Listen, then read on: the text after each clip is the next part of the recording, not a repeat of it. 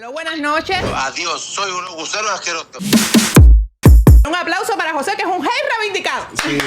Es que no quiero hacer dieta. Que estamos aquí en cámara. ¿Usted sabe que yo di mi primer beso con una canción suya? ¿Con cuál canción fue? Ah, se revela el pecado, pero no es pecador. No me digas el pecador porque dime la canción. Es que uno sufre. Release Party. 你好，我叫何龙立安。 ¿Qué me dijiste? Perdón.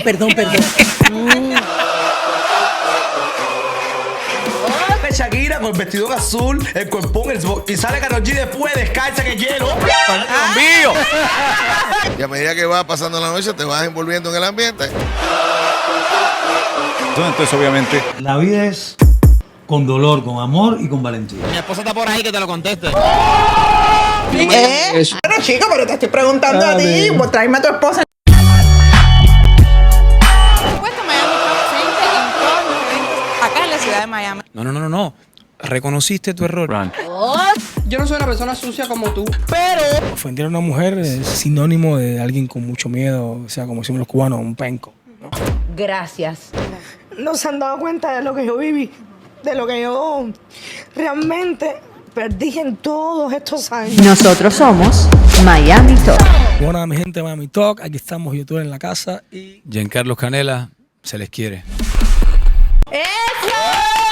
Buenas noches, Miami. Buenas noches, familia. ¿Cómo están? Buenas noches, Dani. Buenas noches. ¡Feliz ¿cómo 4 de julio! Feliz 4 de julio. Aquí estamos hasta un 4 de julio. No es fácil. Todo el mundo disfrutando Oye, los botes. vaya. La música de los botes de Miami llega aquí al Doral. Y nosotros Aquí, trabajando. Eso aquí es para que ustedes sentaditas. vean que nosotros estamos dedicadas a ustedes 100%. No es un castigo ni nada, pero ya lo de la litera va en serio. Sí, no, es que ya está ahí ya. Ya, lo que Hay que amarla. tú sabes que capaz compramos la litera y nos queda.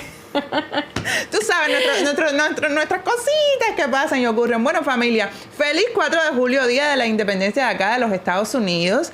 Disfruten su día libre. Mira, hay personas que tuvieron hasta el fin de semana largo, increíblemente. Sí, desde el viernes. Desde el viernes. Nosotros no, nosotros tenemos intermitente. Entonces no podemos ni siquiera unas vacaciones a la Bahamas. No. Porque entonces tenemos que ir y regresar, pero no importa, ya tendremos vacaciones. Yo espero que para fin de año. Podemos transmitir desde allá. Podemos transmitir desde allá. Mira, a lo mejor el peruano y Marixa se pueden ir con nosotros. Claudia, Giselle, todo el equipo, porque aquí somos Olivia. Somos un equipo tan grande que nos podemos ir y nos llevamos las cámaras. Ah, no, ¿verdad? Que Gabriel tiene otros trabajos. ¿A dónde vas? A donde yo quiera.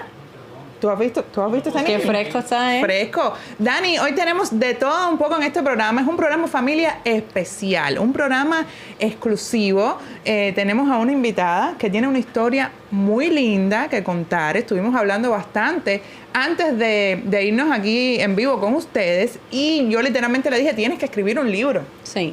Porque tiene una historia de vida impresionante. Además, una mujer que se le brota de los poros su valentía, su entrega, su firmeza. Tiene ese porte y esa cosa que tú dices, oye, aquí sí no estamos jugando. Llegó. Aquí llegó lo que llegó y es sí o es no. Aquí en intermedio no existen. Así que prepárense para esta súper entrevista, señor, en exclusiva aquí en Miami Talk, el podcast de Cántalo TV. Pero antes, Dani, quiero contarte que tenemos especiales por tiempo limitado en My Cosmetic Surgery. Todavía. Señores, del 1 al 5 de julio, ¿no? Esto es algo ya...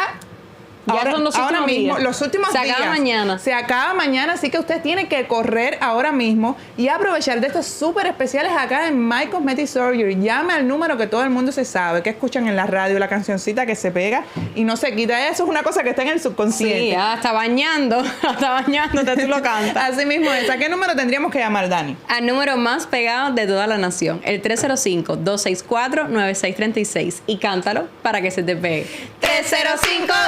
305-264-9636. Apúrate, llama. 305-264-9636. My Cosmetic Surgery. Apúrense. Yo voy para allá porque yo me merezco algo. Sí, puedes Bueno, aprovechar pero con tú el sabes- Miami Makeover. Yo voy a... ¿Pero dónde me sacan? Bueno, tú no te preocupes que Jeffrey siempre tiene de dónde sacarte Acuérdate- y dónde ponerte. Bueno, ¿dónde ponerme? Sí necesito, pero ¿de dónde sacarme para la transferencia? Exacto. Ahí tenemos un problema. Ahí tenemos Siempre, un problema. siempre se saca algo. Tengo que subir unas libritas primero, ya me lo dijo. Bueno, pero aprovecha. bueno, me estoy preparando porque yo sí voy para arriba de ese Miami Makeover para este verano, no para el otro. porque en lo que subo las libritas ya se acaba el verano. Este verano no, para el otro, tú verás, mi amor. Pero si Miami es un eterno verano, Fabi. Es verdad, tienes razón. Bueno, me verán en la playa con bikini en diciembre, aunque haya frío, pues para allá voy yo. Bikini y bufanda, pero en la playa. Familia, pues bueno, ya no alarguemos más esta introducción, mi querida Dani. Vamos a darle la bienvenida con un fortísimo aplauso, familia. Para nosotros un honor recibir acá en nuestro estudio a Ariadna Mena Rubio. ¡Un aplauso! ¡Eso! Bienvenida, mi amor. Y mira, bienvenida en todos los sentidos. Bienvenidas aquí al estudio y bienvenida a los Estados Unidos de América, tierra de libertad. Amén. Amén, así es. Mira, Primero Dios. un orgullo para nosotros tenerte acá. Muchas gracias y el orgullo mío también por ser invitada aquí con ustedes. Estamos enfrente de una mujer valiente. Estoy súper emocionada, lo tengo que decir. Súper, súper. Siento mucha admiración por Ariadna. Gracias. La verdad que sí. Mira, Ariadna, muchísimas personas no conocen tu historia. Nosotros tenemos muchos seguidores cubanos, pero también tenemos seguidores que nos ven desde otros países y a veces la historia y este tema de Cuba, de la oposición, no conocen cómo nace todo esto. Ariadna Mena Rubio, familia, es una opositora de años. Ella nos va a estar contando su historia. Es una persona que ha denunciado todas las cosas que pasan en Cuba, de todas las maneras habidas y por haber, como decimos nosotros. O sea, no es una persona que se ha estado siempre desde su casa, ahora con el tema del internet, que se ha facilitado más todo, diciendo las cosas que están pasando. Es una persona que vivió todo ahí y en carne propia se iba para la calle, reportaba desde la calle, reportaba desde donde sea. Que además ha formado parte de Cántalo TV también, ha servido mucho con el tema de los reportajes y todo. Bueno, ahora sí, vamos a empezar a conocer un poquitito más de ti. Cuéntame cómo inicia o sea, ¿cuándo tú empiezas a sentir que en el país donde tú vives, donde tú naciste, las cosas no estaban bien? Bueno, yo desde muy pequeña fui una persona una mujer bien rebelde desde mi niñez. De hecho, yo me manifestaba y siempre estaba como que en bronca, ¿no? Con los profesores porque sentía que estaban violando algo, porque sentía que habían alumnos que callaban para no ofender. Y sentía en muchas ocasiones que los profesores, porque ¿qué pasa? En el tiempo mío, los profesores eran más rectos, eran estos profesores macarencos, y entonces tenían como una ideología, ¿no? Como una pedagogía, mejor dicho, que era muy recta. Entonces como que había veces que yo sentía que nos estaban abusando.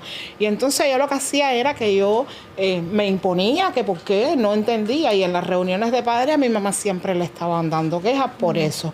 Porque me decían de que yo siempre estaba metida en todo, de que ella tenía que hacer un trabajo. Mi mamá era maestra o es maestra, lo que ella es retirada, e incluso macarenco también. Y mi mamá esto como que le hacía, como me decía ella, que le hacía pasar pena. Pero yo entendía de que yo tenía que defender los derechos del estudiante e incluso había veces, ocasiones que me metía hasta en problemas de cuando yo veía que a un profesor como que lo estaban tildando, como que lo estaban maltratando. Y yo entendía, y yo cogía y también iba a su favor, en su defensa. O sea que esto viene desde muy pequeña, ¿no? De hecho, mi mamá cuenta de que yo también era muy rebelde desde más chiquitica, más pequeña, que yo había veces que ella me ponía los lazos. En aquel tiempo había que ponerse lazo, uno parecía un helicóptero. La bola. Y entonces, como yo no quería y eran almidonados, yo cogía siempre y me los jalaba para quitármelo. O sea que mostraba siempre este carácter de rebeldía. Ya en cuarto grado yo empiezo, mi mamá me lleva... yo vivo en La Habana Vieja, en Jesús María, en un barrio marginal. Y mi mamá, como mi familia también es de playa, me lleva para la escuela de donde ella trabajaba, pero mi mamá fue a pasar un curso y me lleva hacia otra escuela llamada César Escalante en ese momento. Bien, en esa escuela era una escuela de niños privilegiados. Era la escuela de los niños, estamos hablando en Miramar, los hijos de los diplomáticos, los hijos de los funcionarios principales de todos los países que estaban en Cuba. De hecho, en aquel momento había una guerra civil interna en Argentina y entonces los niños de estos funcionarios estaban en esa escuela también.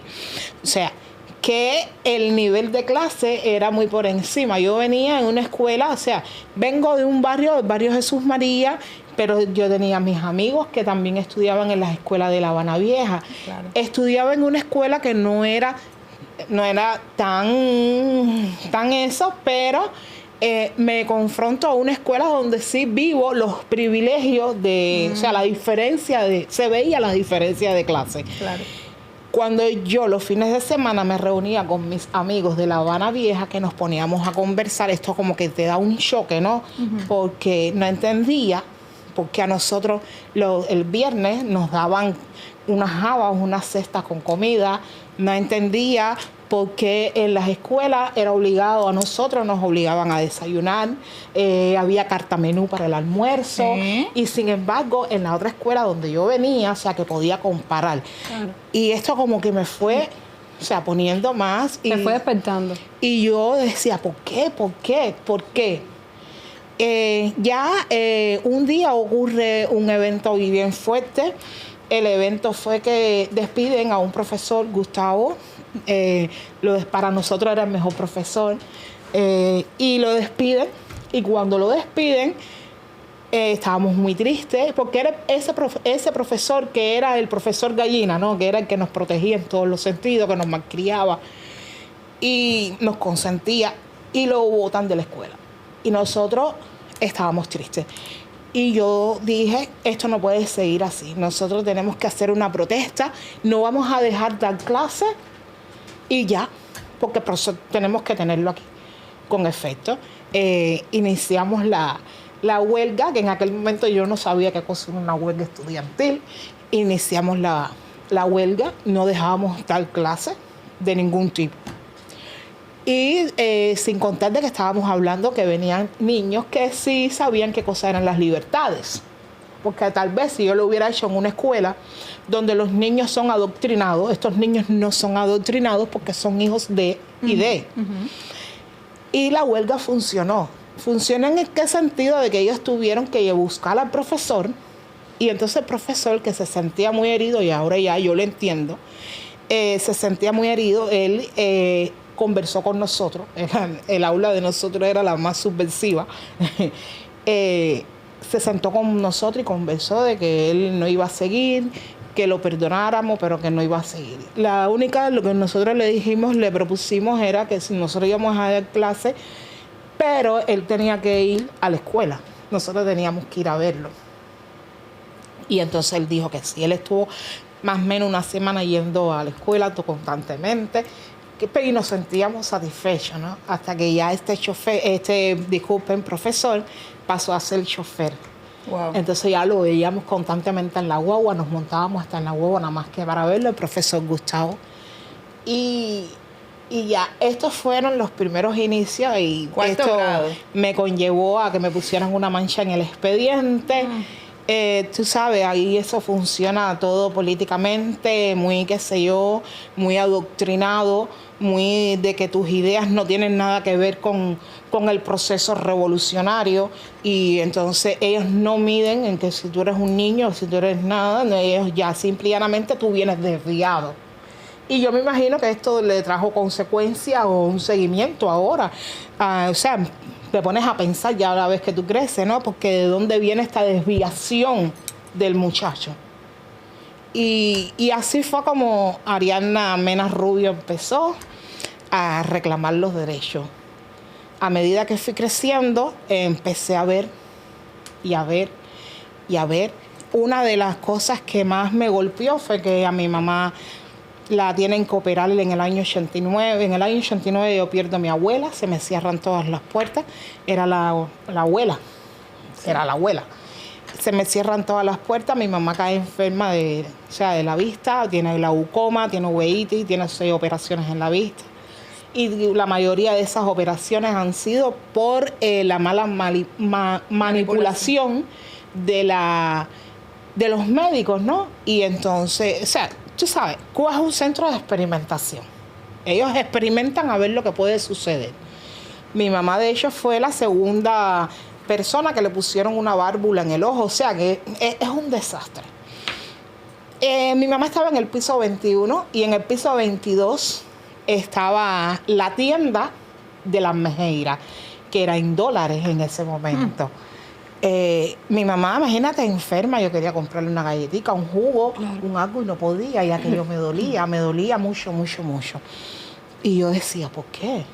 Y mi mamá enferma, una mujer que trabajó tanto, no puede tener acceso con su dinero a comprar. Además. Exacto, maestro, una profesional, no puede, no quiere. Esto como que te va abriendo los ojos y tú, aunque no quieras, tú te pones a comparar, ¿ves? Ya, viene en ese momento, mi mente estaba súper confusa porque no entendía por qué se supone que tú de tu salario tú puedas vivir. Claro, tener una vida digna además. ¿Entiendes? Se supone. Y mi mamá, sin embargo, tenía deseo de comer galletica y no podía. Y esto me afectaba, ¿no? Hasta que ya en el 94 viene el estallido social, el primero, o sea, el maleconazo, y me dio la oportunidad de salir y expresar toda aquella inconformidad que tenía. Aparte era como que los pies se me iban solos, ¿no?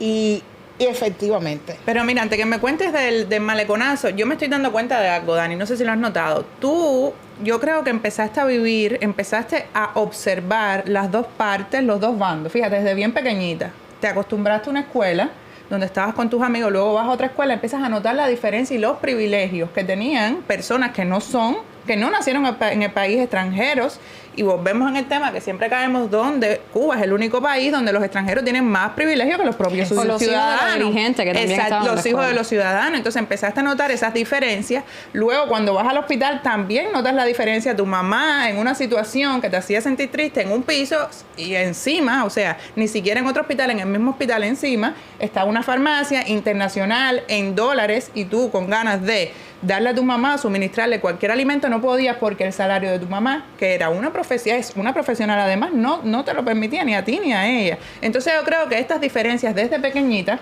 fueron lo que te llevaron en verdad a este estallido en el maleconazo. Creo que tenemos imágenes, producción, que podamos ver. Cuéntame un poquito de esto. O sea, tú decides, voy para allá.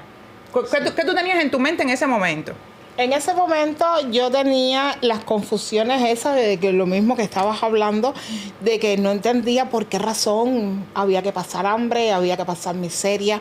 No entendía que por qué si en el 90, en el 91 se hizo unos Juegos Panamericanos en Cuba, ¿por qué nosotros tuvimos que caer en ese vacío tan grande, en ese hueco?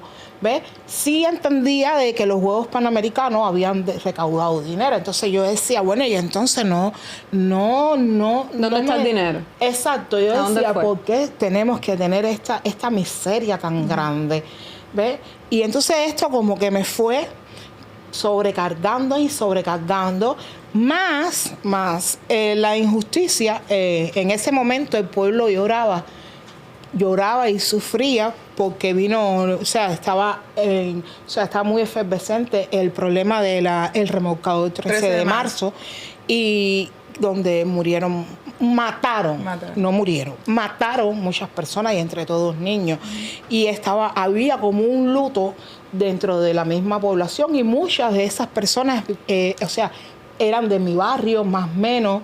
Y es era un sentimiento encontrado que tenía, las carencias, las necesidades, el no ser nadie, habiendo estudiado, o sea, mi mamá, en un engaño, en que matan a las personas.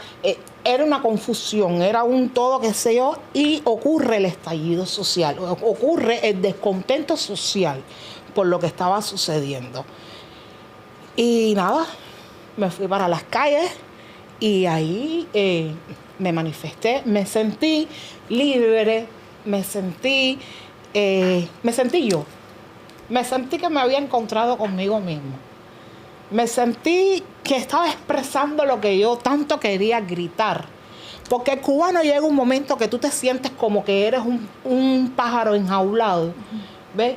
O que tienes un palo en la garganta y no puedes quitártelo, hasta que hay un momento. Por eso es que yo siempre le hablo al pueblo y le digo a todo el mundo, va a llegar un día que el palo se va a remover y se lo va a poder sacar. Y vamos todo el mundo a poder sentir el canto de ese pájaro. Y eso fue lo que me sucedió. Eso fue lo que me sucedió. Para mí fue una de las experiencias más lindas que yo haya podido tener en las calles, porque pude percibir. Tengo una historia de una muchacha que estaba, en aquel momento no eran tours, sino Habana Tour, algo de eso. Se bajó del carro con el extranjero y ella decía, yo tengo que unirme al pueblo. O sea, que fueron unas cosas muy lindas cuando viraron una patrulla, porque en el año 94 también se viraron patrulla. Las personas desde los balcones también apoyaban al pueblo y tiraban cosas, y así sucesivamente. No, en ese momento tú no mides el peligro, porque estás en la efervescencia de la juventud. La juventud es esa, la juventud se arriesga, la juventud no mide peligro, la juventud lo único que quiere es un cambio, porque la juventud se basa en cambio, no mide nada. Y me sentía con una adrenalina súper potente, me sentía, no sé, una guerrera, algo así. Y ya nos coge la noche. ¿No los apresaron ese día? No, ese día no. Ese día nos coge la noche en el Dubil. O sea, yo estaba sentada en la esquina del Dubil cuando pasa el camión, porque soltaron a estas brigadas de ellos de respuesta rápida, que ahora sabemos, y a estos lamebotas que trabajan para ellos. O sea, yo les llamo custodio de la riqueza de la dictadura castrista. Lo soltaron con plover de Blas Roca Calderío. Y estando en la misma esquina, yo veo, o sea, vienen unos camiones bien grandes y ellos estaban montados arriba y yo siento que uno dice, ay, ay, ay, ay, y después nos enteramos que era que le habían dado una pedrada a uno y la habían sacado del ojo. Dios mío. A partir de ese momento, en ese mismo momento, hay un toque de queda. Hay un toque de queda ahí en La Habana. Nosotros nos mandamos a correr y empezamos a buscar dónde guarecernos, ¿no? Porque estaban dando golpes, mucho golpe. Nos metimos en un edificio, San Lázaro 17. Subimos, son cosas que no se te olvidan nunca. Subimos a una casa tocando puertas y un señor nos abrió y dijo, escóndanse, éramos como 6, 7 o más. Y cuando nos escondemos, que entramos, el hombre tenía puesto ahí mismo así un uniforme de policía. Yo dije, ya, aquí. Pero el Señor nos resguardó. Al otro día en la mañana nos levantamos y nos fuimos cada uno, qué sé yo, y nos pusimos de acuerdo en lo que íbamos a hacer porque teníamos que seguir. Nos habíamos enterado que iban a entrar unas lanchas, qué sé yo, bueno, nos fuimos para Cojimas. Ahí en Cojimas nos cogieron. Nos cogieron y estuvimos como 5 días detenidos en la unidad de Alamar. Los hombres los llevaron para la celda, las mujeres las dejaron en el lobby, o sea, en la parte esta de ahí, la carpeta. Bajo presión, bajo amenaza, ahí yo empecé a sentir la represión ya físicamente. Me acuerdo que me ponían platos de comida. Dale, come, perra, tú no dices que aquí no hay comida. Y yo le decía, no, yo voy a comer. Estamos hablando de los años 94. Unos años que, por favor. Y yo le decía, no, yo voy a comer. ¿Quién te dice que yo no voy a comer? ¿Por qué tú te quieres? O sea, constantemente era un interrogatorio. ¿Por qué tú te quieres ir de Cuba? ¿Por qué? Por esto. No, porque tú eres una gusana. Y así nos tildaban constantemente. No te sientes al lado de ellas que ellas son gusanas. No te sientes al lado de ellas que ellas pegan esa mente que tienen. Hasta que llegan unos esbirros de Villamarista con unos palos a buscarnos. Pero en ese momento, la piedra dice de que podíamos irnos. O sea, que podíamos irnos, no, de que todo el mundo que quisiera irse, que se fuera. O sea, arriesgar a su vida en el mar. De cierta forma, esto nos salvó porque vinieron a buscarnos con palos y todo para llevarnos para Villa. Cuando dices la piedra, ¿a quién te refieres? A Fidel. Ok. Sí, porque las personas... A Fidel Castro Ruz. Entonces, ya nosotros nos sueltan. Se nos escaparon, se salvaron, qué sé yo. Nos sueltan y ya nos vamos. Cuando cogemos una guagua, que fue la única que nos paró, era llena de militares. Aquello fue, ya tú sabes, catastrófico. Sí, a esa hora todo, imagínate. Sí, todo era ahí. Coincide. Bueno, de ahí ya me sentí muy mal. Ariana, yo quería preguntarte, porque tú comentas todo este tema, ¿no? De cuando fue el maleconazo, de todo lo que sentiste, de que te libraste un poco, pero quisiera saber qué consecuencias tuviste en el resto de tu vida? Porque yo sé que las cosas no terminan ahí, no desde que te libraste y ya. ¿Qué consecuencias tuvo en tu vida el haber salido? Cuando maleconazo, el evento de cuando estuviste en 4º grado, todo. Sí, cómo no. A ver, en ese momento yo no sabía de que esto traía consecuencias, ¿no? Vamos a partir de ahí. Yo pensaba que eso era una cosa normal porque tú tienes un descontento y tienes que expresarlo como ciudadano, como persona, ¿no? A medida que va pasando los años, es como que, o sea, no tantos años, es como que tú vas sintiéndote como que las personas empiezan a rechazarte un poco. En ese momento tú no te das cuenta. Hasta que Ariadna Mena Rubio se gradúa de cocina y empieza a trabajar en el restaurante de lujo Club 23. Y ahí ocurre, yo estaba de contrato, y ahí ocurre un evento. En el turno que no era mío, se abre un saco de arroz que tenía vidrio. Ahora ya después yo me doy cuenta de muchas cosas. Tenía vidrio y cuando al otro día yo entro, estaba la policía, estaba la seguridad del Estado esperando por mí. Me llevan para la unidad de malecón y ahí me hacen un interrogatorio que quién me había pagado a mí para echar los vidrios. Y yo le pregunto por qué me hacen esas preguntas, porque yo no tengo nada que ver con eso. De entrada, si el saco no se había abierto ni en mi turno. Y a los días, el administrador de la unidad me dice que ya yo no podía seguir ahí. Y yo le pregunto que por qué. Y entonces me dice de que yo no era confiable, que yo era desafecto al sistema. Ahí es donde yo empiezo a escuchar la palabra desafecto al sistema. Yo le, pero no entiendo, o sea, y ahí empiezo yo a un darle para adelante y un darle para atrás. Atacado. Porque no, a ver, Cuba siempre, la dictadura siempre vende que si se respetan los derechos humanos, que si o sea, ellos no violan esas cosas, que si a su forma ellos te hablan de la libertad de expresión, y tú como que vas creciendo en ese ambiente escuchándolos a ellos, porque hasta que tú no entras, tú no percibes y no te das cuenta de muchas cosas. Y yo digo, wow, pero qué raro está esto. Bueno, me votan, voy a quejarme, siempre he sido muy inconforme con las cosas que no veo bien, y entendía que tenía que ir al departamento del sindicato, ahí en la dirección de Club de 23, que estaba al lado del cochinito, o está, no sé. Y fui, y la mujer, la señora, la que tiene que ver con los sindicatos, simplemente me dijo, tú no puedes seguir trabajando porque usted es una asalariada del imperio. Dios mío. Ni asalariada ni imperio yo tenía como que una noción de nada de eso en ese momento, ¿no? No eran palabras que, se sumaban a mí, nada.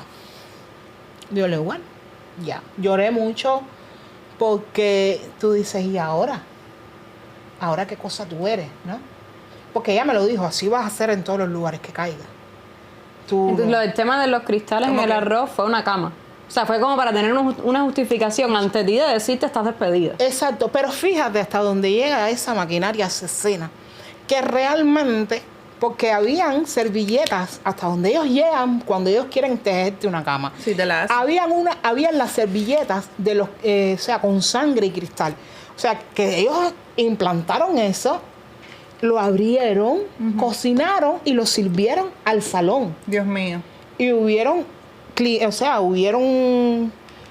comerciales que se cortaron la boca. Claro. Fíjate hasta donde ellos son capaces de llegar, que no les importa nada.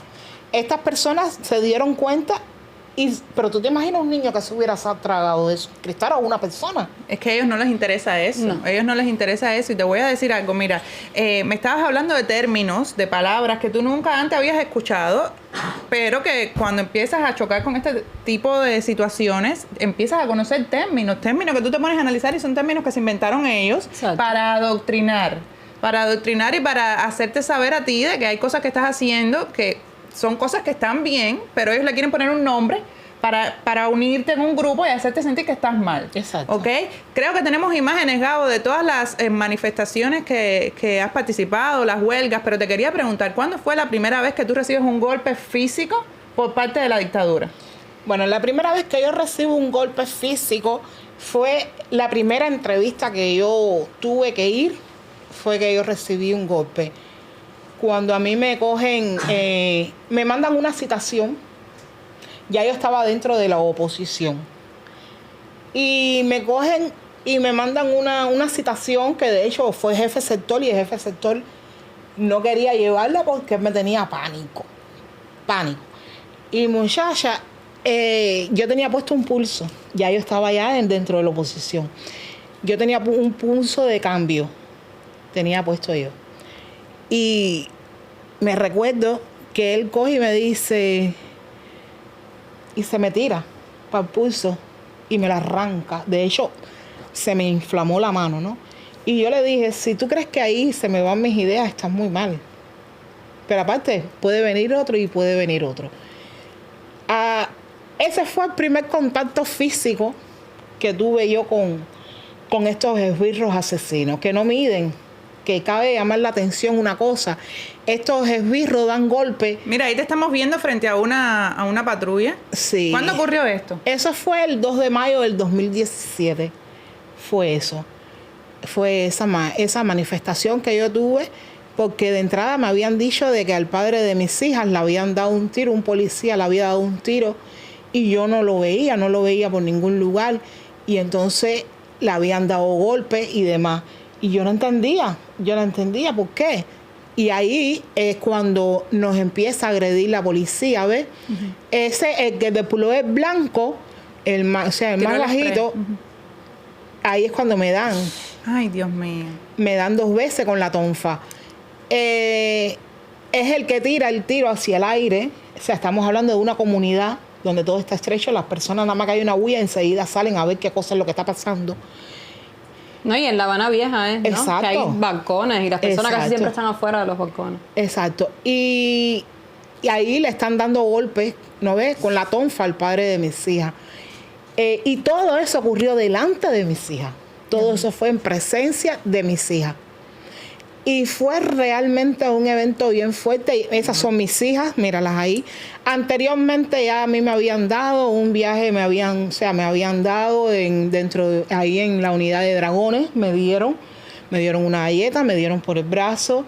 Me hicieron, yo andaba con una blusa bien fina, de tirita, y me pusieron en una habitación un 2x2 con una consola, un aire bien grande, y la bajaron a todo lo que daba.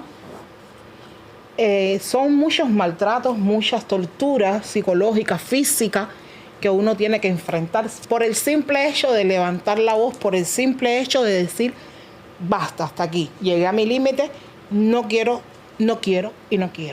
Y también llevas consigo el peso de ser mujer y ser negra, porque para una de las cosas que ellos manifiestan, que estos esbirros, estos custodios manifiestan, o sea, estas personas que sirven a la dictadura, manifiestan es que, y parece mentira, de que tú eres negra. Esto te influye mucho, porque es como que tú le debes gracias a la mal llamada revolución, porque te salvó ¿de qué? Por ser negra. ¿Qué hiciste? Al contrario, nos degradaste. ¿Entiendes? Entonces es como que gracias a la revolución tú respiras, gracias a la revolución tú por ser negra caminas, gracias a la revolución no, gracias a nada. Gracias a mí, gracias a Dios primeramente. ¿Entiendes? Por abrirme las entendederas, por no formar parte del núcleo de carnero que realmente existen en Cuba, o voces que se callan.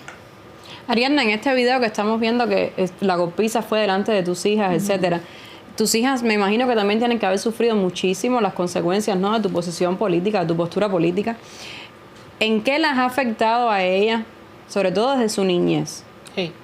Bueno, mis hijas, ubícate que yo empiezo la oposición cuando mi hija, la más chiquita, tendría como 2 añitos de vida nada más.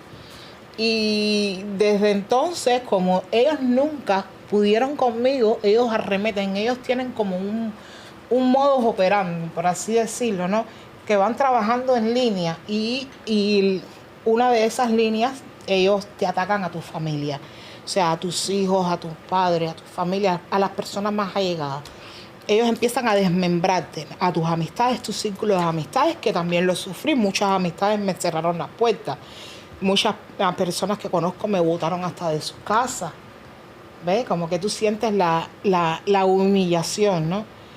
Pero estas cosas lo que te hacen es crecer, porque si tú sobrepasas lo que yo sobrepasé con mis hijas, lo demás no me importa.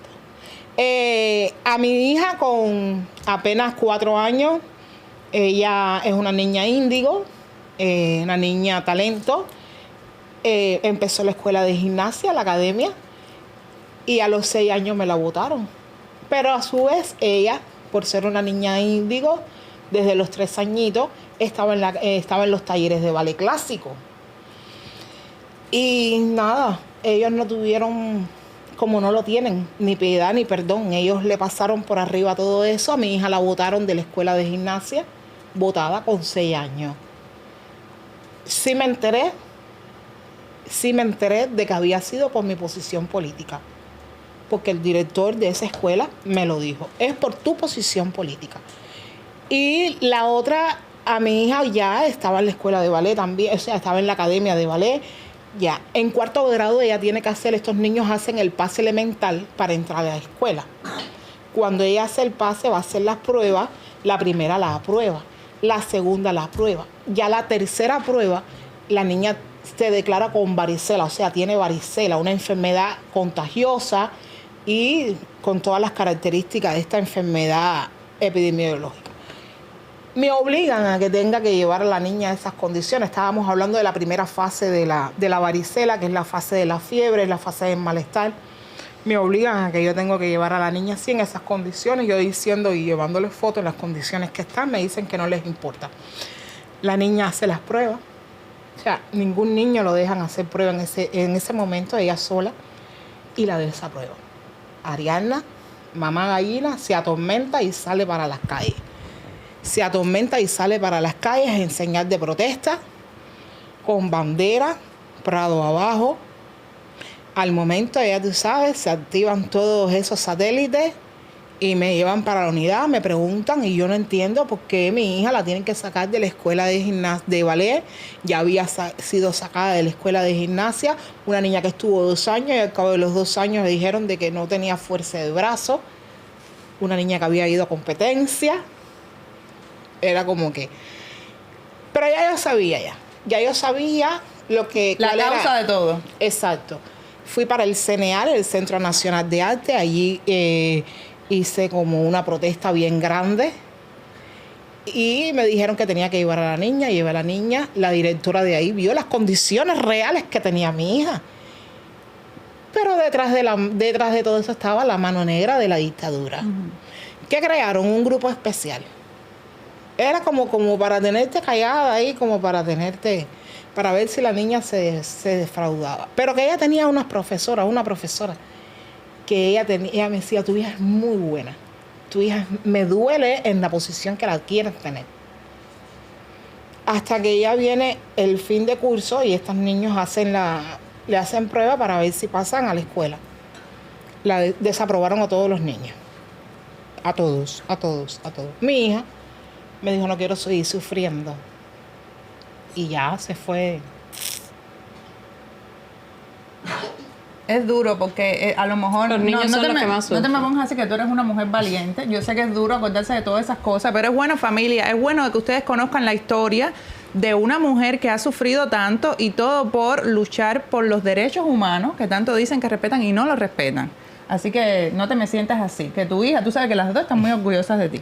Te quería preguntar porque ahorita mencionaste algo de que ya cuando empiezas a formar parte de la oposición, o sea, dentro de Cuba, ¿en qué momento, o sea, cómo tú llegas a formar parte de esta oposición, a conocer más personas que forman parte de estos grupos, lo mismo sea damas de blanco o personas que ya eran opositores un poco más reconocidos en Cuba, que se reiteraba su posición? ¿Cómo llegas a formar parte de estos grupos? Sí, por las expresiones que yo siempre tuve, por la forma en que yo siempre me proyectaba. Yo tenía una vecina que en Gloria que ella me dijo, habló conmigo y me dijo, mira, porque en Cuba hay muchas personas que son opositores en silencio, ¿ves? Que no se dan a pública subasta.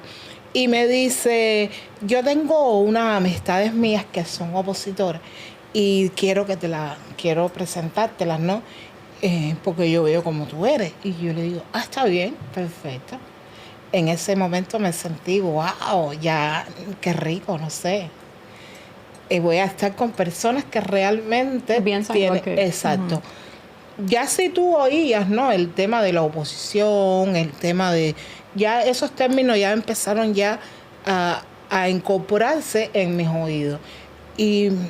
Pero no sabía hasta dónde era la cantidad de hermanos, ¿no? Que había. Pensaba que era 1 o 2 grupos nada más. Empiezo por los sindicatos independientes. Con Iván Hernández Carrillo.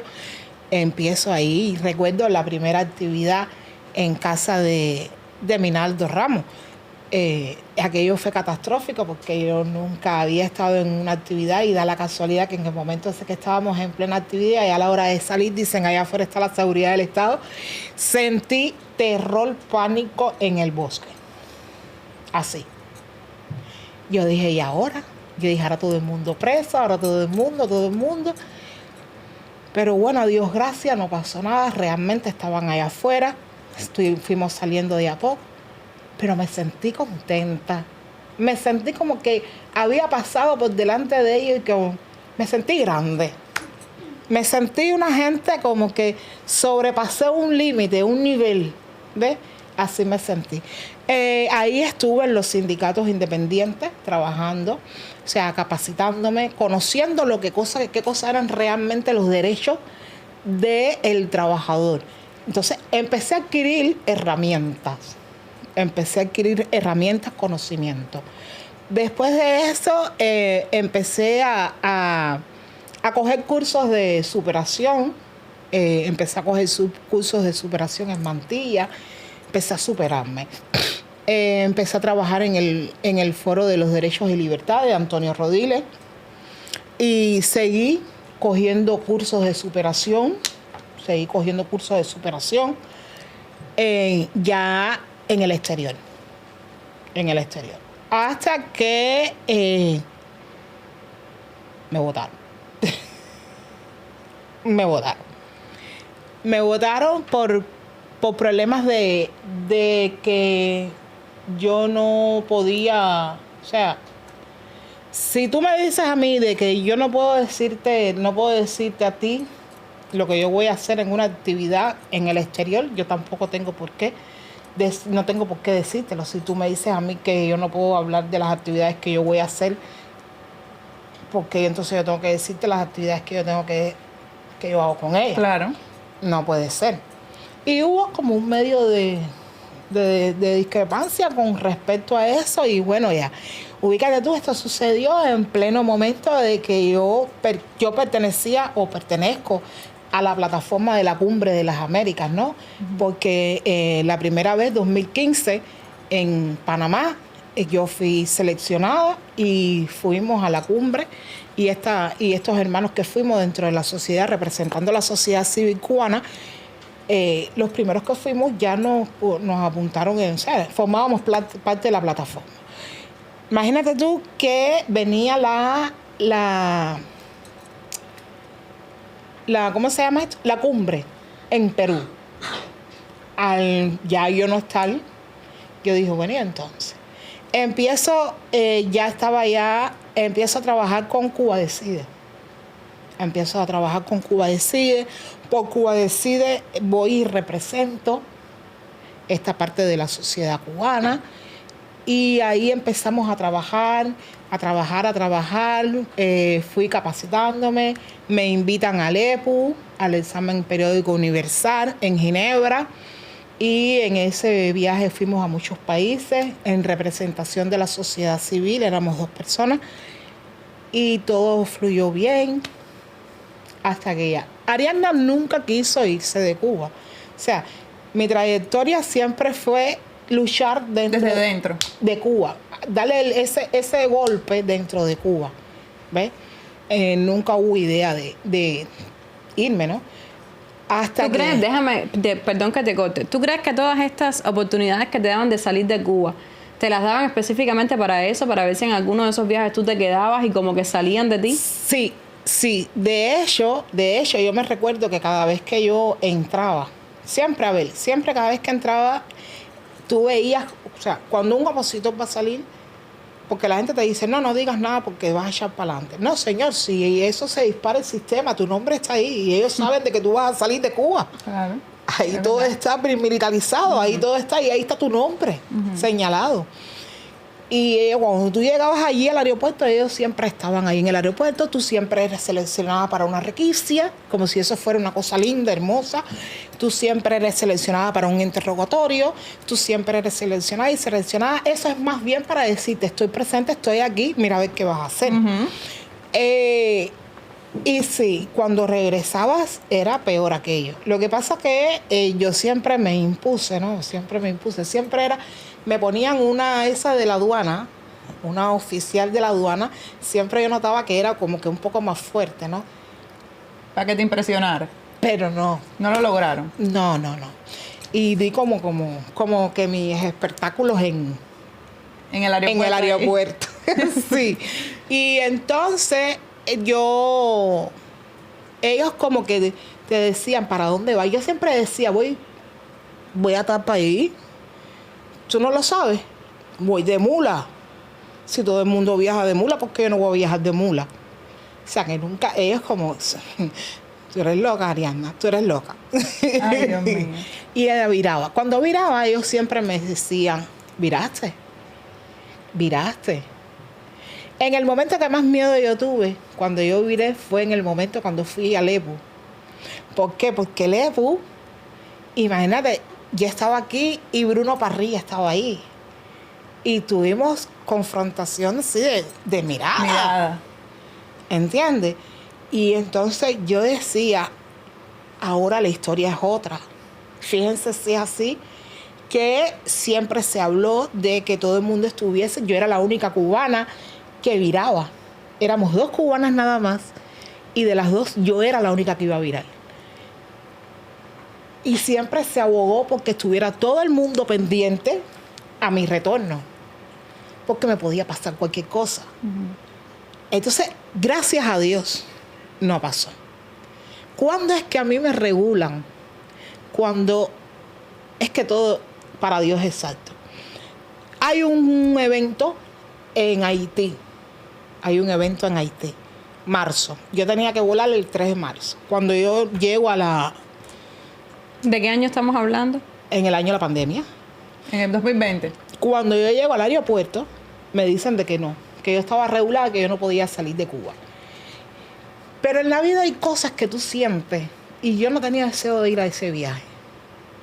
No formé ningún escándalo, no formé ningún show, no formé nada. Le dije, está bien, viré. Ubícate que eso fue el 3 de marzo y sobre el 21 cierran Cuba.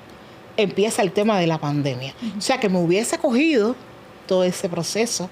O sea, los 2 meses antes que pusieran los aviones estos que pusieron de ayuda, algo de eso. Y así. Pero era muy fuerte. Bueno, ahora sí quiero preguntarte, ¿cuándo decides tú? O sea, ¿cómo sabemos que querías luchar estando dentro de Cuba, que tú no te querías ir de Cuba? ¿Por qué decide Ariana Mena Rubio irse de Cuba? A ver, Ariana Mena Rubio no decide irse de Cuba. Por Ariana Mena Rubio decidieron. Ariana Mena Rubio sintió la represión, sintió los golpes, sintió miedo, sintió el hostigamiento, sintió el sufrimiento de los hijos, ¿entiendes? Sintió el sufrimiento de los padres, mi mamá y mi papá son vivos. Y un día, voy a casa de la abuela de mi esposo. Iba a ir, o sea, no llegué a ir. Que es bien próximo a mi casa. O sea, no estamos hablando de que hay que coger una guagua ni nada. Y cuando voy bajando, ahí mismo me coge la la seguridad del Estado en uno de esos secuestros relámpagos, pero lo que me llamó la atención fue la hora. Porque yo sí había tenido muchas detenciones, muchos secuestros relámpagos, mucho, pero siempre de día. De noche nunca. Y me cogen y me llevan para, o sea, en ese momento yo me quedo, wow, ¿qué pasa aquí? Algo peligra, como que se te dispara el aquello de peligro. Y me siento nerviosa, me siento con miedo, porque tú sabes lo que son capaces ellos, tú lo sabes. Me llevan para después de muchas ruedas, muchas ruedas. En ese momento yo no mido el tiempo lo mido cuando vengo de retorno. No veía el tiempo en que iba a parar ese carro. Atrás sí veía que venían patrullas porque veía las luces. Me llevan para un cañaveral, una zona que era un cañaveral. Allí me bajan, viene uno de esos esbirros, los policías se quedan así, eran como 3 o 4, y él saca la pistola, le hace así, y me la encañona en la cabeza. Dios mío. Y me dice, ¿quieres ver cómo ahora mismo te desaparecemos? Porque yo estaba haciendo un trabajo en las embajadas, ¿ves? Yo estaba dándole visibilidad a la campaña Cuba Decide y dándole visibilidad al tema de los presos y al tema de la oposición en Cuba, para que se interesaran en la sede, en la parte de política, se interesaran en nosotros, ¿no? Y me dice, ¿quieres ver cómo te damos un tiro en la cabeza? ¿Quieres ver cómo te desaparecemos ahora mismo y no pasa nada, como muchos otros, que no pasa nada y aquí mismo te tiramos y ya terminamos contigo? Te vamos a dar 3 opciones: o vas presa, te matamos, te desaparecemos, o te vas de Cuba. Imagínate, en mi casa todo el mundo estaba en un puro nervio porque yo había ido a un lugar que en media hora yo resolvía todo. Claro. Y ya eran como las 4 o 5 de la mañana, no sé, porque ni noción del tiempo tenía. Pero lo que sí, créeme, yo decía, no puedo llorar. No puedo llorar. Yo le dije, haz lo que le dé la gana. Si al final de la jornada yo estoy en tus manos, ahora mismo yo estoy en tus manos. En tus manos tú decides lo que tú quieras, el gatillo, haz lo que quieras. No, yo nada más que te estoy diciendo, te vas de Cuba, vas presa o te matamos aquí mismo. Haz lo que tú entiendas. Era lo único que yo sabía decir. Ellos me dieron una vez más la confirmación de que ellos sí son capaces de matarte, que sí son capaces de desaparecerte y de quedar impune. Que ellos hacen lo que a ellos les da la gana. ¿Por qué crees que no lo hicieron? ¿Por qué crees que no te mataron? No sé. ¿No crees que pueda ser como por la influencia que tenías en ese momento? Y Osvaldo para allá. Y Laura Poyán. A ellos no les importa, ellos. No, pero iba a ser como muy evidente, porque ya hay background detrás, ¿no? De todas las personas que sí lo han hecho y que ya el mundo sabe que fueron ellos. ¿Pero qué les importa a ellos eso? ¿Qué les importa a ellos lo que piense el mundo? Si a ellos les importara lo que pensara el mundo, no hicieran muchas cosas de las cosas que hacen. ¿Entiendes? Porque ubícate tú que ellos salieron para las calles, dieron golpes, mataron, cortaron el internet, pero ellos sabían que iba a suceder, a subir las cosas. ¿Y les importó? Ellos no les importa. Porque ellos se sienten bien sembrados y bien protegidos. ¿Entiendes? Ellos no les importa. Sabrá Dios, solo Dios sabe por qué. Ni porque haya sido una figura, ni porque en ese momento tenía un respaldo, no. Es simplemente porque Dios no lo quiso. No fue el momento. Ariadna, te quería preguntar qué significa Cuba Decide para ti. A ver, Cuba Decide fue algo que me ayudó, me abrió mucho las entendederas más allá. O sea, estaba trabajando con la hija de Osvaldo Payá. Rosa María Payá. Exacto, una figura bien, o sea, yo a él lo tengo por encima de todo, porque fue una de las personas que frontal le dio duro a la dictadura, y entonces para mí era como que representarlo, no sé, fue algo bien bonito, fue algo bien bonito lo que sucedió.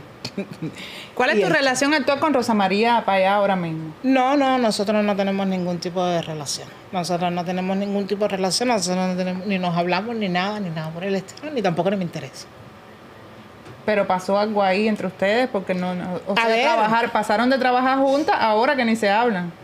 A ver, no nos hablamos porque el problema es que yo no logro entender muchas cosas. No logro entender de que si yo soy activista, tú me des la espalda o tú me digas a mí, ve para Panamá desde Surinam para poderte ayudar. A ver si se te puede ayudar. Estamos hablando de tu travesía, o sea, te refieres a que te dio la espalda durante tu travesía. Ajá. Que tengo entendido además que pasaste por muchísimos países, Exacto. Guatemala, Surinam, Panamá, Ecuador, Honduras, La selva todo. de Darién y eso. Incluso creo que tenemos imágenes, producción de la travesía. Cuéntame un poco de esta travesía. Esta travesía fue una travesía bien fuerte, como está ahí en la foto. Imagínense ustedes, yo de entrada eso fue en Guyana Francesa, que teníamos que dormir en las calles, en el peligro eminente. De entrada yo no tengo 20 años, yo tengo 47 años. Vamos a partir de ahí. De entrada nosotros los cubanos somos personas que no estamos bien alimentados y esas cosas traen consecuencias. Soy una mujer robusta, todas esas cosas. Son cosas que están negativamente en tu contra. Yo estando en Surinam, gracias a Esteban y a Cántalo TV, nosotros se abogó mucho por mí, se habló mucho, se tiró muchas noticias.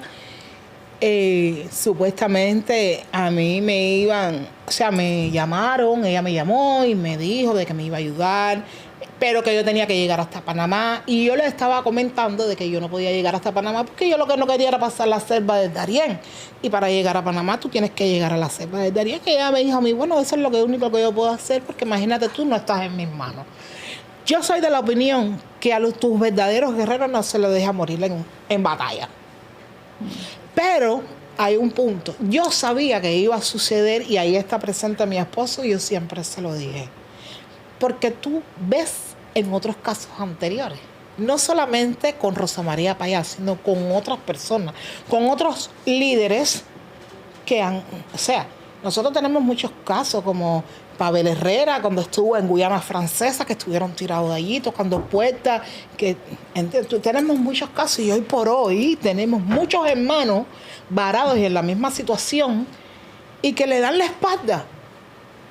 Porque parece que es una moda o es otro modus operandi. No entiendo. Es enfréntate, fájate, lucha dentro de Cuba. ¿Por qué? Y es lo que me pregunto. ¿Por qué? ¿Por qué no puedes? Si ya... tú no saliste. Tú no viste. Tú no decidiste de que tu vida peligraba. ¿Por qué tú no puedes pensar que esa persona también peligra su vida? Y llegó a un tope y dijo, no quiero. No voy a seguir más. ¿Por qué si la dictadura lo castiga, por qué tienes que seguir castigándolo? No somos defensores de los derechos humanos. Emigrar no es un derecho. Es un derecho que tú tienes. Tú no perteneces a unos grupos que son defensores de los derechos humanos. ¿Por qué te dan la espalda? O sea, que no entiendo dónde se mezcla la palabra derechos humanos cuando suceden estas cosas. ¿Dónde se mezcla la palabra de que yo digo que yo soy defensora de los derechos humanos cuando suceden estas cosas? Porque si yo defiendo hasta el derecho de un animal, ¿cómo no voy a defender el derecho de un hermano que bajo cualquier circunstancia o porque lo haya decidido, tuvo que irse de Cuba? Esas son las cosas que yo no entiendo. No es el hecho de que Ariadna Mena Rubio haya tenido que pasar la travesía. No debía haberla pasado. Porque si hoy por hoy la vida te está demostrando que el PCC se une y está poniendo a los suyos en el lugar que ellos entienden, como tú, siendo defensor de los derechos humanos, tú le vas a dar la espalda a los tuyos si el PCC se une. ¿Entiendes? Entonces, son cosas que no logro entender. ¿Por qué no existe algo de emergencia para estos casos? Tenemos a Marisol tirada varada en un país. Y todo el mundo sabe que nosotros somos perseguidos políticos. No solamente en Cuba, los tentáculos de la dictadura llegan a donde quiera. Y donde quiera tú estás en peligro. ¿Por qué dejas de la mano a ese hermano, a esa persona que en un momento determinado te sirvió? No entiendo esas cosas. ¿Entiendes? Entonces, por eso decidí ahí. Que se queden ahí. En toda esta travesía que tuviste, Arianna, ¿sufriste en algunos países o en todos, en unos más que en otros? ¿Sufriste también? O sea, ¿sentiste que la dictadura estaba presente, que te estaban mirando? A ver, en Surinam estaban muy presentes. Pégate al micrófono para escucharte bien. En Surinam estaban muy presentes. Era muy visible. En Guyana Francesa, peor. Ahí estaban vestidos, o sea, se veían ahí con uniforme. De hecho, tengo hasta fotos ahí que les tiré a ellos. De hecho, estaba haciendo una directa. Yo hacía en Surinam muchas directas. Me gustan hacer directas. Me gusta esta interacción con el pueblo.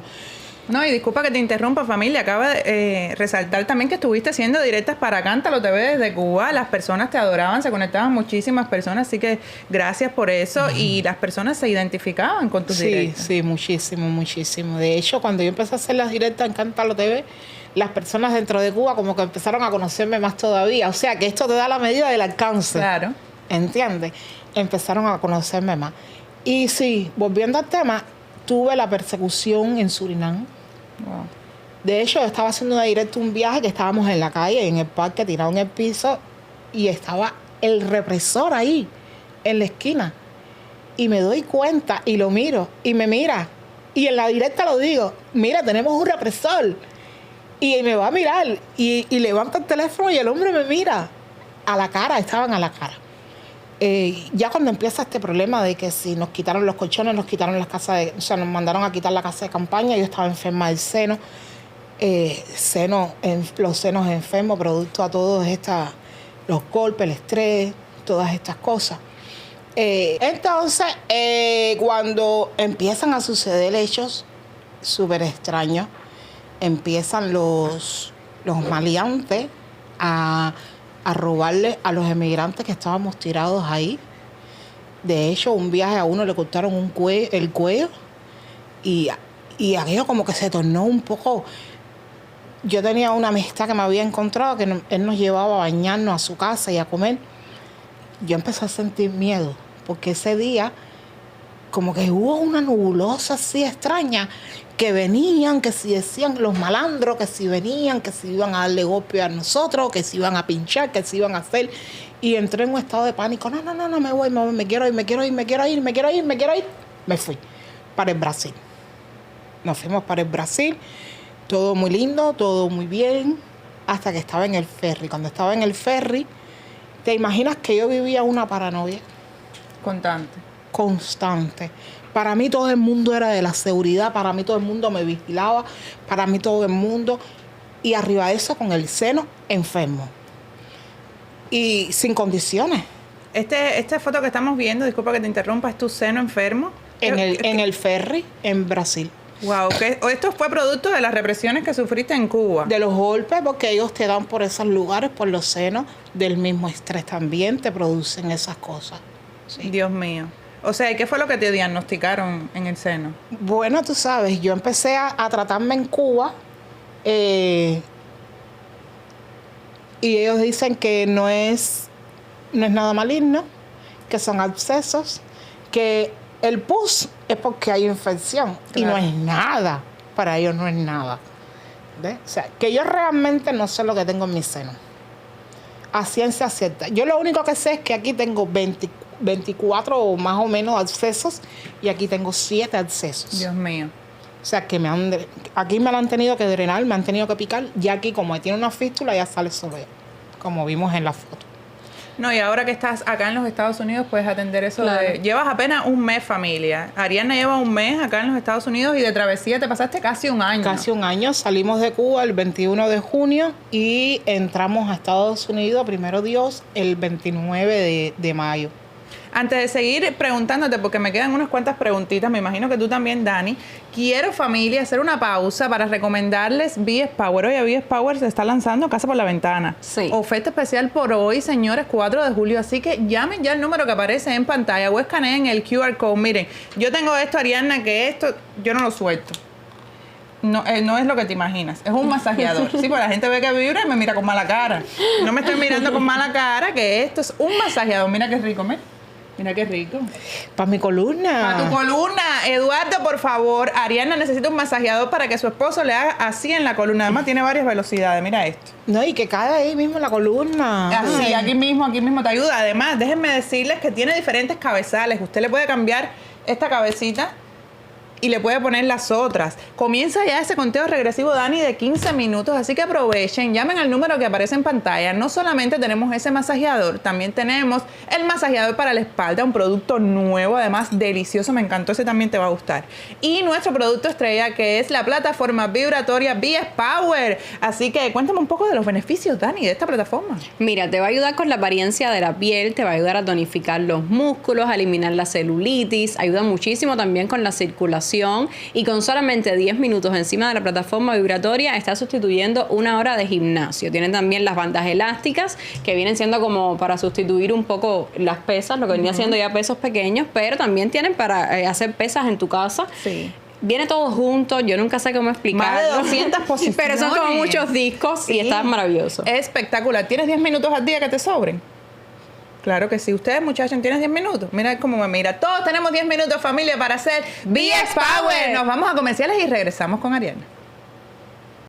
Me encanta comenzar mi día dándome un buen masaje. Incluso los días que no voy al gimnasio, tengo todo lo que necesito en casa para trabajar mi cuerpo. Hoy tengo muchas cosas que hacer y casi no tengo tiempo, pero con VX Power en 10 minutos me alcanza perfectamente. Mi plataforma vibratoria es fácil de guardar y con ella tengo el resultado que necesito. Solo en 10 minutos quemo calorías, celulitis y fortalezco mis glúteos. Ordena el combo VX Power y moldea tu figura. Además, te regalamos un set de 5 bandas de resistencia. Haz clic. Bueno, y ya de regreso, yo te quería preguntar, porque eres una persona que eres parte de la oposición desde hace muchísimos años. ¿Tú crees que hay alguna diferencia de la oposición de los años 90, del 89 en Cuba, del 2000, a la oposición de ahora en Cuba? Sí. Sí, hay mucha diferencia. Y qué bueno que toques este tema, porque una de las tantas cosas que Ariadna Mena Rubio es que habla sin pelos en la lengua. Y sí, a mis hermanos me debo, a mis hermanos que están en Cuba, me debo sobre todas las cosas, porque vengo de adentro. Y no es que vengo de adentro, no es que salí hace 5 o 6 años, salí hace poco, como aquel que dice. Hay una diferencia bien grande. Primeramente, antiguamente todos éramos uno. Donde caía uno, ahí estábamos todos. Donde había unos detenidos, ahí estábamos todos. El dolor de uno era el dolor de todos. Había unión, había fraternidad, había hermandad. Y era linda. Hoy por hoy, y había preocupación. ¿En qué me baso? En el tema de la preocupación, y es lo que más me preocupa a mí. Estamos dejando a los hermanos que están día a día en las calles solos. Estamos poniéndolo en la misma posición que estamos poniendo al pueblo. Los estamos dejando solos. Cuando Ariadna Mena Rubio estaba dentro de la oposición, dentro de Cuba, nosotros nos ayudaban con comida, nos ayudaban con medicina. Para mí es una pena muy grande que hoy por hoy hermanos que han estado en la primera línea de la lucha, que han estado en las calles, tengan que estar usando las redes para después de una celda, para después de cualquier cosa, estar pidiendo a alguien que les regale aunque sea un Tylenol. Para mí es una falta de respeto. Para mí es una falta de respeto que un hermano de lucha tenga que estar pasando hambre y que tenga que tener su frío vacío. Porque una lucha no se puede llevar con hambre. Una lucha no se puede llevar ni con siquiera ni una falta de una duraína para curarte los golpes, los dolores del cuerpo. Entonces, ¿cómo se le puede decir a un pueblo que eres cobarde? ¿Cómo se le puede decir a un pueblo que salgan para las calles si al final a los nuestros no los atienden? ¿Cómo? ¿Por qué nuestros hermanos que están día a día tienen que estar en las redes pidiendo cosas? ¿Por qué? Yo me imagino que esta lucha, yo siempre digo que esto es unidad. Y la unidad la tenemos que empezar nosotros. Nosotros queremos que el pueblo de Cuba se una, pero si nosotros mismos no nos unimos, nosotros tenemos que ser el espejo para poder proyectar lo que queremos. Pero no lo estamos haciendo. Antiguamente las damas salían y el pueblo la ayudaba, el pueblo la protegía, no le agredía. ¿Por qué motivo y por qué razón? Porque el pueblo, o sea, nosotros podíamos ayudar al pueblo.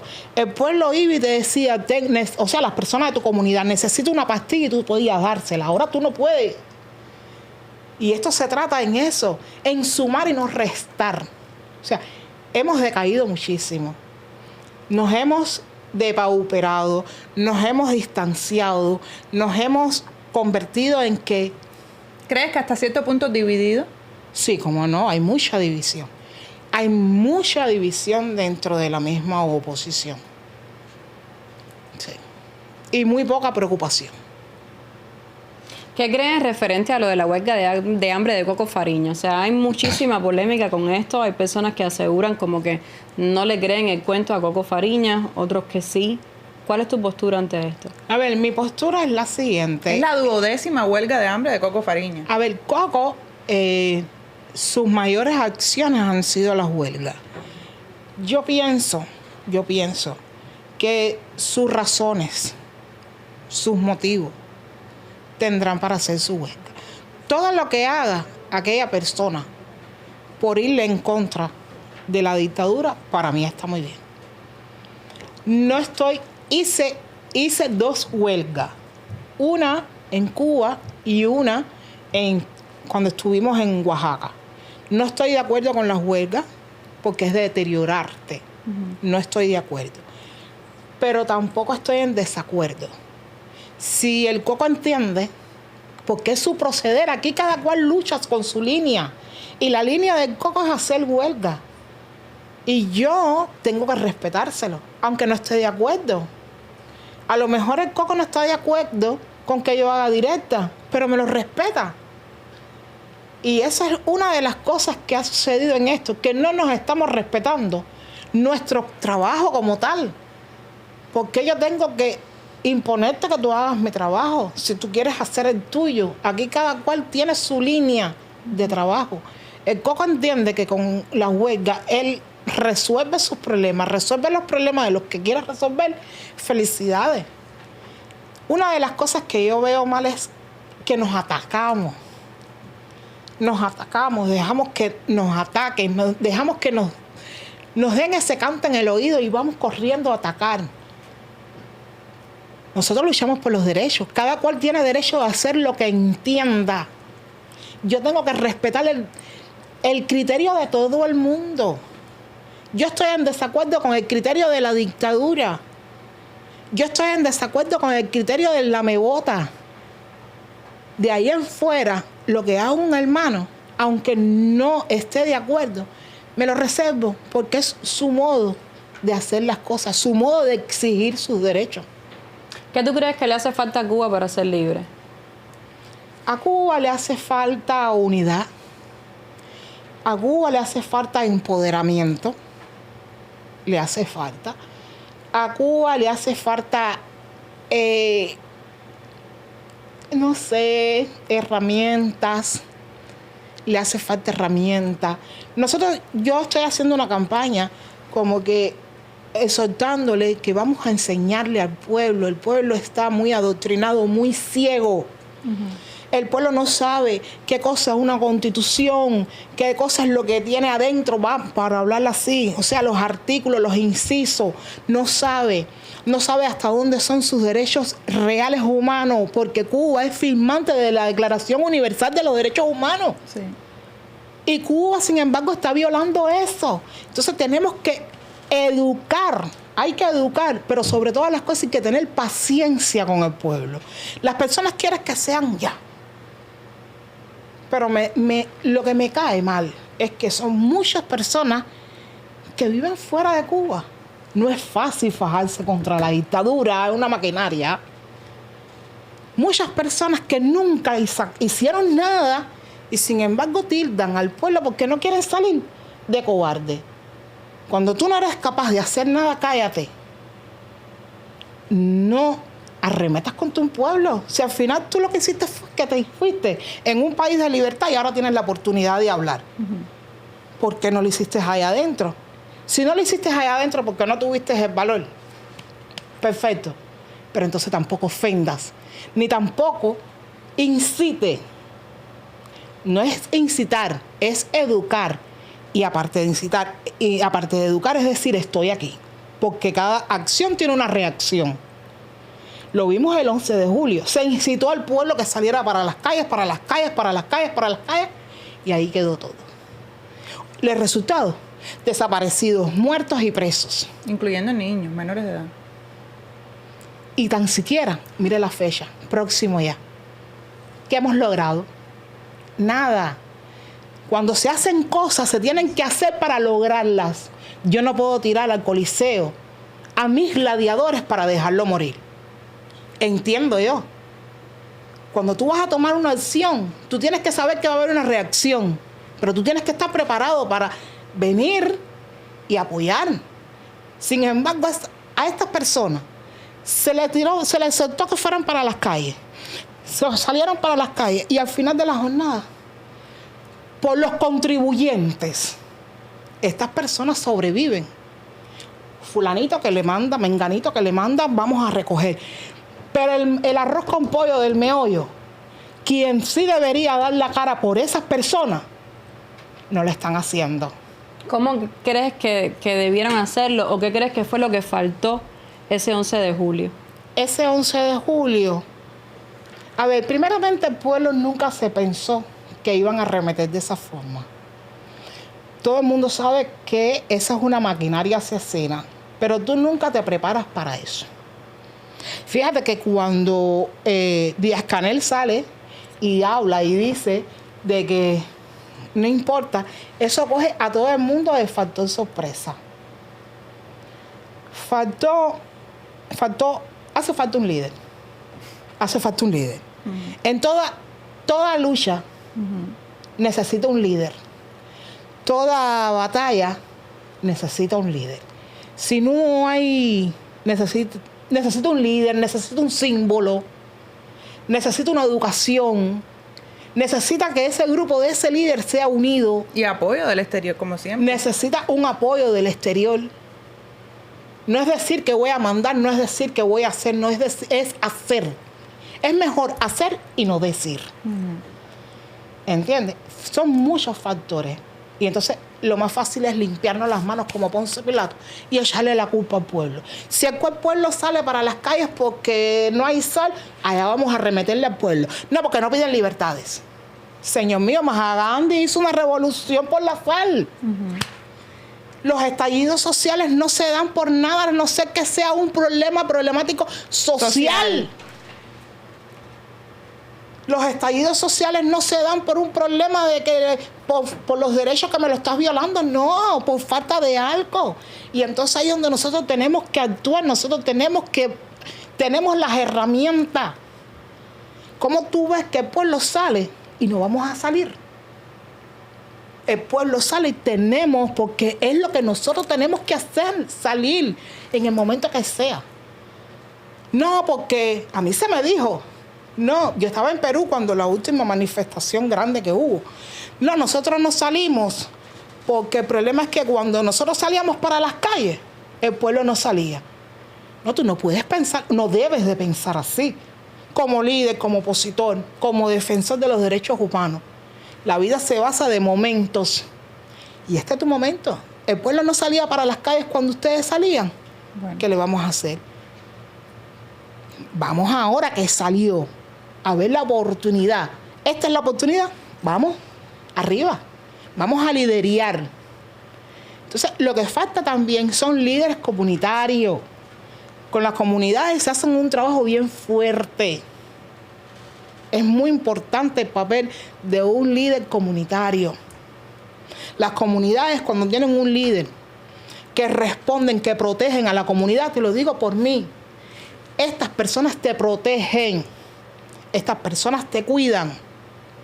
Pero si no tienen herramientas, no tienen un aseguramiento desde el exterior, no se puede hacer. Hay millones de cosas para hacer, millones de cosas. Hay que darle herramientas, hay que darle, no sé, hay que darle cosas de logística a las personas, a los líderes. Nosotros sabemos, eso es mentira, nosotros sabemos quiénes son los que están y quiénes son los que no están. Vamos a estar aquí. Yo voy a mandarle a fulano, coge, mira, esto es tuyo, esto es para ti y para la comunidad. Todo el mundo está falta de una pastilla, todo el mundo está falta de, aunque sea un caldito de pollo. Cuando tú empiezas a darle a esas personas esas herramientas, cuando tú empiezas a decirle a la persona, mira, aquí tienes una bolsa de leche, aquí tienes, el gobierno no te lo da, el régimen no te lo da, pero yo te lo voy a dar. A lo mejor no te doy la bolsa de leche porque de esa bolsa de leche yo la puedo sacar para 3. Yo te estoy teniendo del lado acá. Yo te estoy teniendo del lado acá. ¿Y no crees que el hecho de hacer eso, mi opinión muy personal, lejos de incentivar a una lucha, como que acomoda a las personas? No, yo no pienso que acomoda. Yo no pienso que acomoda. El problema es que a los líderes hay que cuidarlos. Y si tú no creas una base, ¿cómo tú vas a cuidar un líder? Y si tú no creas una conciencia, porque hay que crear una conciencia ciudadana, ¿cómo tú vas a crear un líder? Yo dándote que si una pastilla, que si un poco de aceite, que si un poco las cosas necesarias, tú mañana me vas a proteger a mí. A lo mejor no me proteges físicamente, pero si coges el teléfono y me dices, no salgas, que afuera en la esquina hay 3 motos. Te lo digo porque a mí me ha pasado. A mí me pasaba en Cuba. O sea, ¿tú te refieres específicamente a los opositores ayudar al pueblo o a los opositores recibir ayuda? Los opositores primero tienen que recibir la ayuda. Que antiguamente y luego ser líderes en la comunidad. Y luego ser líderes en la comunidad. ¿Entiendes? Porque así funcionaba. Así funcionaba antes. Y cuando las damas salían, el mismo pueblo decía, cuidado, no le vayas a dar. Cuando nosotros nos dieron golpes, padre de mis hijas y a mí, las personas de mi comunidad me sacaron a mí. ¿Pero por qué? Amén de que nací ahí, amén de que yo ayudaba a mi comunidad. Eso es muy importante. Es muy importante y se ha dejado. Arianna, antes de despedirnos, quisiera que le mandaras un mensaje a todos esos cubanos que están dentro de Cuba desesperados, a todos esos cubanos que ya están perdiendo las esperanzas, que a veces uno no sabe ni qué hacer, porque si me comentabas al principio de la mala manipulación que existía en el 89 en los hospitales, ahora eso ahora es desesperante. Ahora es desesperante porque no hay ni siquiera vacuna para los niños recién nacidos. Ni una Duragina. No hay absolutamente nada, ni en la farmacia, y las condiciones de los hospitales son pésimas. ¿Cuál es el mensaje que tienes tú una vez ya que llegaste acá, que llevas apenas un mes acá en los Estados Unidos? ¿Cuál es el mensaje que tú le darías a todos esos cubanos desesperados dentro de la isla? A ver, mi mensaje sería el siguiente. Donde muchos ven la luz, otros no lo ven. Tenemos que lograr darle la mano para que vea la luz. La desesperación es obvio. La frustración es obvia. No es solamente darle el mensaje, es decirle estoy aquí. No es solamente decir yo voy a hacer por ti o haz. Es decir, toma mi mano, toma mi hombro, apóyate. Es decir, estoy contigo, estoy presente. Yo le digo a mi pueblo cubano que le mire. Primeramente, el pueblo cubano tiene que decir, yo me arrepiento. Nosotros somos un país castigado. Acuérdate que el hombre, o sea, primeramente El pueblo cubano dejó sus creencias al lado por creer en un hombre. Escondió su fe, echó a un lado, renegó de su creencia por creer en un hombre. Entonces somos castigados. Somos un pueblo castigado. Pero tenemos que decir perdón. Tenemos que pedir perdón. A lo que tú creas, a lo que tú creas. Y somos esa generación que venimos arrastrando ese castigo. Y tenemos que decir perdón. Y después decir, tengo necesidad de ser libre. Tengo necesidad de respirar. Tengo necesidad de actuar, de pensar por mí. Pero eso se logra, tienes que tener una conciencia. Eso se logra con esto, con esto, con esto y con esto. De ahí es donde vengo y digo que hace falta no solamente empoderar al pueblo en cosas materiales, sino en sabiduría, quitarle ese adoctrinamiento. No es decir, no, porque ellos saben lo que están viviendo. Muchos tienen miedo. Muchos tienen miedo. Todos tenemos miedo. Porque hasta los mismos cubanos que están aquí, cuando van a Cuba, sienten miedo. Aquí se hacen los bárbaros, pero cuando llegan al aeropuerto internacional José Martí, tienen miedo, que los viví yo.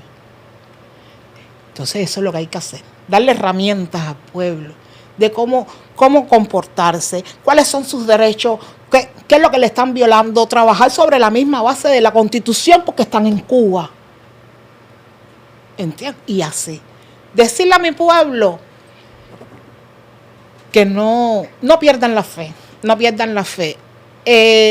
Yo quiero para mi pueblo la libertad. Yo quiero para mi pueblo, que mi pueblo pueda reír, pueda sentir qué cosas son la libertad de los que siento yo. Siempre me he sentido una mujer libre. Siempre me he sentido una mujer libre. No me he sentido una mujer atada ni callada. Nadie ha podido. Que levante la voz. Era un pueblo cuando se une. Cuando un pueblo realmente se une, no hay quien lo pare. No hay quien lo pare. Pero esta unión tiene que venir de todos los lugares. No puede venir solamente del pueblo. No puede venir solamente que el pueblo sea que quiera unión y por otro lado haya desunión.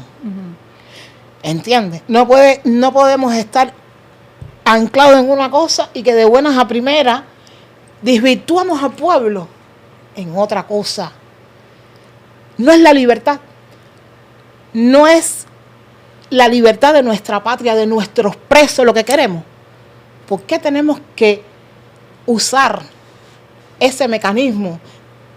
Hay muchas formas de dividir, de que las miradas vayan para otro lugar. Si al final lo que queremos no es la libertad, entonces, o sea, aquí tenemos que hacer no solamente conciencia el pueblo, nosotros también. Mi mensaje para el pueblo es que vamos a seguir en la lucha. Vamos a seguir. Esto se llama resistencia. Esto se trata de resistencia. Esto no es una carrera de que tú ya soné el disparo y llegaste a la meta. No. No es velocidad. La meta de nosotros es bien larga porque tiene muchas piedras, muchos obstáculos. Y al final estamos como en los barrancos, solos. Ese es mi mensaje. No rendirse, seguir con los sueños y querer y anhelar la libertad. Y sobre todo querer tu patria. ¿Qué va a pasar con Ariadna a partir de ahora? No sé. Ariadna va a seguir alzando la voz sobre todas las cosas por los hermanos, por el pueblo, por nuestros presos. Eso sí lo sé. ¿No tienes miedo de no volver a ver a tus padres? Sí, claro. Gracias a Dios existe la internet y lo ves por WhatsApp. Sí, pero me refiero a que me imagino que no puedas volver a ir a Cuba. No, es que realmente no puedo. Por eso te pregunto. Realmente no puedo. Sí. A ver, cuando tú entras en esta lucha, tú estás consciente de muchas cosas. Y al final de la jornada, cuando tú vas pasando el tiempo, tú estás consciente de muchas cosas. Tienes dos opciones, o te bajas o sigues. Si sigues, tú sabes lo que tienes. Y tu familia también lo sabe. De hecho, mi mamá me imploró, mi hija me imploró, vete que te van a matar. Ya ella sabía. Claro. Lo que sí te coge el sentimiento, te coge todo. Hay momentos que vas para el piso. Lo que pasa es que, como ha pasado todo este tiempo, como que me ha puesto más fuerte, ¿no? Lloraba mucho, yo a veces lloro, Claro. pero anteriormente eso era terrible. Pero cosas de futuro todavía no sé. Todavía estoy en el letargo ese de que llegué, ¿cuándo me voy a despertar? Tengo miedo. Sí, toma su tiempo de adaptación, pero qué bueno que estás clara en tus ideas y siempre lo has estado. Así que nada, darte las gracias por llegarte acá a nuestro show, a Miami Talk, y que nos contaras tu historia, una historia además súper interesante, y creo que nos faltó. Sí, creo que nos es que faltó es muy larga, porque imposible tienes resumir. muchísimas anécdotas y muchísimas cosas que quedaron, así que queda pendiente otra visita, y quiero que escribas por favor ese libro que te comentaba detrás de cámara, porque de verdad que va a ser un libro súper interesante y un libro que es una verdadera historia de Cuba. Porque Exacto. olvídense de los libros de historia de Cuba que nos daban en la escuela. Es la verdadera historia de Cuba no es la que está en los libros. Es la de nosotros. Uno choca con una realidad, es la de ustedes. Y yo llegué aquí a este país cuando tenía 20 años. O sea, lo que yo tenía en mi mente era lo de los libros. Ya cuando uno llega aquí y tiene acceso a la información, conoce personas como usted, se nutre un poco más de la verdadera realidad, uno como que se quita esa venda y uno dice, Dios mío, en realidad esto pasaba. En Cuba pasan estas cosas. O sea, nunca lo vi estando ahí, y todo esto que está en los libros es mentira. Le dieron una vuelta completa a la historia, que es a lo que llamamos adoctrinamiento, y por eso crecemos creyendo en algo que nunca existió.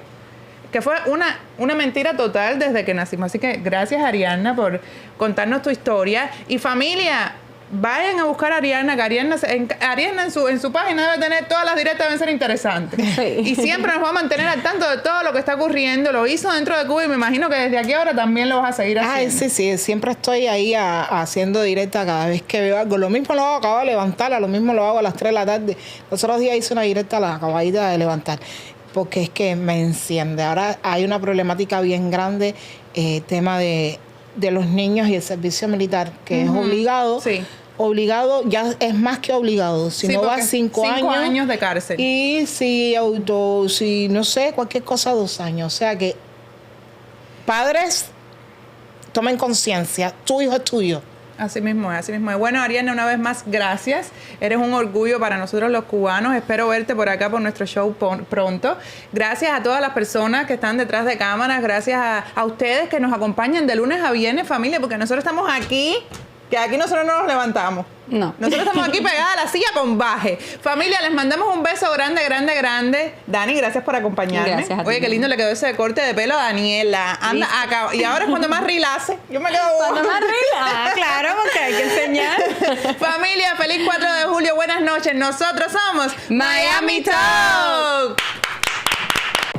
Eurocomfort es una compañía con más de 20 años de experiencia en productos de descanso y bienestar 100% europeos. Ofrecemos colchones, almohadas y bases ajustables a los mejores precios. Nuestros colchones son de alta gama con certificados de calidad, envasados al vacío, antialérgicos, antiácaros y antibacterias. Además, protegen, previenen y alivian dolores y malformaciones en la espalda. Confía en Eurocomfort para lograr el sueño más revitalizante cada noche.